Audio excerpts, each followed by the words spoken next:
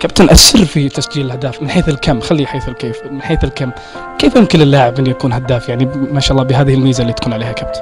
والله الحمد لله، يعني اللاعب الهداف اللي يكون هداف بالفطره، يعني مو مصطنع، عارف. فالحمد لله يعني انا قد ما اغيب قد ما ارجع واسجل، يعني الحمد لله هذا توفيق من الله. يعني ما اقدر اقول يعني اكثر من جيد اني راجع من اصابه وانافس على الهداف، هذا الحمد لله فضل من ربي. ثاني شيء اني انا بدايه الموسم واكلمك بكل امانه ما كنت حاط في راسي الهداف، لكن الحمد لله جانا المباريات.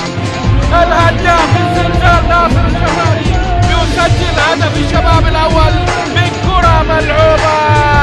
يسلم راسك يا الله يا ناصر، الله حسيبك يا ناصر، اليوم انت جبار، جرحتهم وفيهم الجروح الثانية يا ناصر، سوت الجروح يا ناصر. والشمراني لا يضيع، الشمراني لا يهدر، اللاعب اللي دائما ما يسجل، واللاعب اللي دائما ما يبدع، واللاعب اللي دائما ما يسعد عشاق وجماهير المنتخب السعودي قبل نادي الشباب. هدف جميل يسجل اللاعب الجميل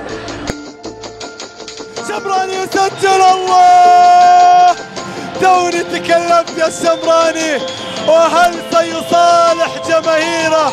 وبالفعل يصالح جماهيره ويسجل الهدف الرابع عشر.